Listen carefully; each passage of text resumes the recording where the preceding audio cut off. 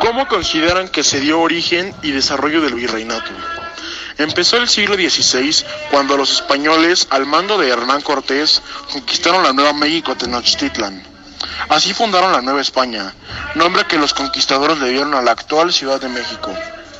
Un dato interesante fue que se le conoce a esta etapa con el nombre del virreinato, porque el país, durante el tiempo que duró, fue gobernado por un representante del rey de España que tenía el título de virrey. Esta etapa empieza en el año de 1521, cuando cayó en poder de los españoles la antigua Ciudad de México Tenochtitlan, y termina en 1821, año en que se declaró la independencia de México. Este periodo abarca 300 años y está dividido en 3 periodos. El primero y más antiguo es el que corresponde al siglo XVI y abarca todo lo que pasó en la Nueva España desde 1521 hasta 1600. El segundo es del siglo XVII, que comprende lo que sucedió entre 1601 y 1700. Y finalmente, el tercero y último, el del siglo XVIII, mexicano, que va de 1701 a 1800. A continuación les presentaremos algunas características básicas que pasaron en el virreinato, como la educación, el tipo de religión, la cultura y cómo estaba constituida la política en esos tiempos. Para empezar, llevaban los estudios menores y los estudios mayores, donde en los estudios menores se llevaban a cabo las órdenes religiosas, la enseñanza a través de la Compañía de Jesús, los jesuitas aficionados al teatro, prohibida relación con el exterior y la enseñanza de latín. Y la otra parte de la educación serían los estudios menores, dirigido a obviamente a la realeza, obviamente a las personas que pertenecían a un nivel económico muy alto. Tenían que hacer tesis escritas en latín. Los estudiantes tenían las clases de dictado, donde el maestro básicamente les decía todo y de esos conocimientos ellos aprendían. De la cultura, tenían diferentes tipos de artes, ¿no? Como la literatura, la arquitectura y la pintura. En la pintura tendrían los retratos santos, las pinturas de castas y los paisajes y escenas urbanas.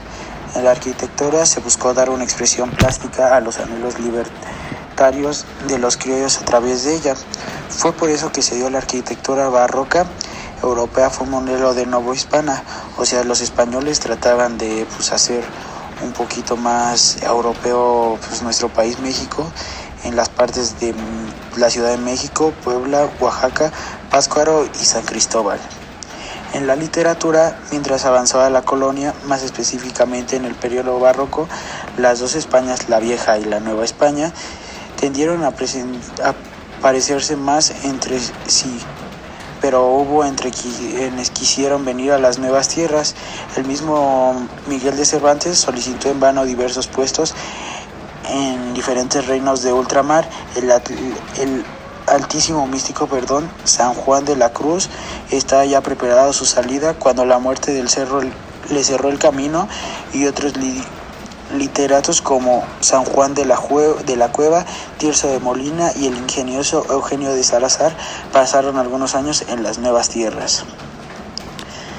La política se constituía en una monarquía absoluta, donde el más alto era el rey español, posteriormente el Consejo de Indias, Casa de Concertación de Sevilla, el virrey, las audiencias de los gobernadores y el ayuntamiento.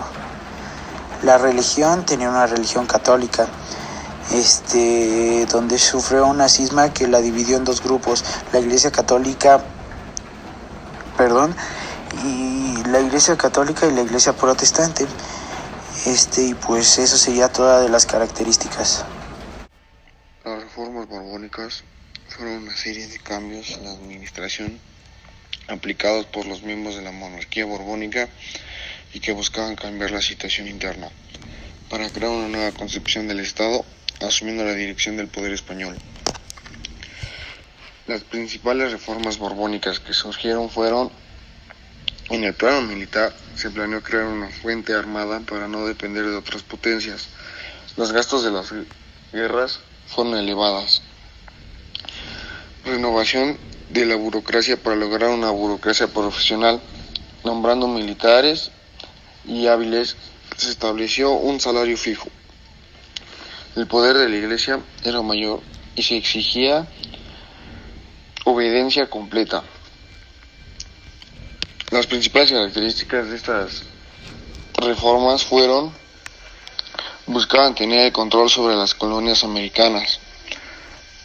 La colonia obtenía recursos mediante la explotación. Acentuaron las prohibiciones para los criollos y no podían participar en mandos políticos. Se profesionalizó el ejército. Se dividió a la Nueva España en intendencias. Se disminuyó el poder político que tenía el virrey. A continuación les mencionaré algunos aspectos que se han quedado como herencia del México virreinal.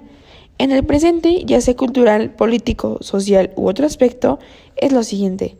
Nosotros creemos que algunas personas se han quedado con mañas del antes. Un ejemplo es en la sociedad, pues hay personas que aún distinguen a las personas por su economía, aunque ya no están conocidos como clases sociales. Por el contrario, algo que ha cambiado definitivamente es en el aspecto de la educación, puesto que antes solamente grupos específicos de personas, caciques o personas de clase alta, tenían el privilegio de poder asistir a una escuela. Ahora la educación puede ser gratuita para personas con bajos recursos. Y si hablamos de la religión, es cierto que aún hay personas que son católicas. Sin embargo, no es obligatorio ser creyentes. En el presente no se juzga la religión a la que pertenezcas. Yo voy a hablar acerca de los 10 momentos más trágicos de la conquista.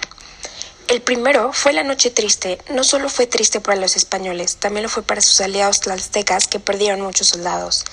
El segundo fue la matanza de Tenochtitlán. La historia cuenta que los mexicas celebraban una fiesta a su dios y fue un asalto. Despojaron de joyas a los mexicas.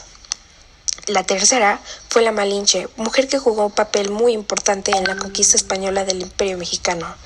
La cuarta fue la viruela. Durante el proceso de la conquista junto a los españoles, viajaron con numerosos virus y bacterias que propiciaron enfermedades a los nativos. La quinta fue la muerte de Moctezuma, cuando Cortés saca de su celda a Moctezuma para que hablara y convenciera a su pueblo de someterse a la voluntad española.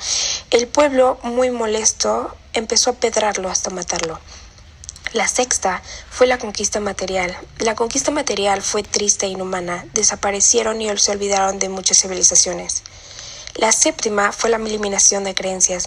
Después de la autovención de los indígenas a la religión católica, gracias al propósito de los españoles, se perdieron muchas de las antiguas creencias de los pueblos mesoamericanos. La octava fue la venta y tortura de los indígenas, importación de esclavos de África para trabajar en las colonias, en las enormes plantaciones de ranchos o zonas mineras. La novena fue la peste negra y fue una de las más comunes y que se contagiaba con una picadura de una pulga, que fue una de las más devastadoras de la historia de la humanidad, matando a 1/3 de la población continental. Y la 10ª fue la masacre del pueblo mayor. Los mexicas se encontraban llevando a cabo una celebración a su dios Teutotlán, cuando los españoles empezaron la matanza, encabezada por Pedro de Alvarado. Gracias.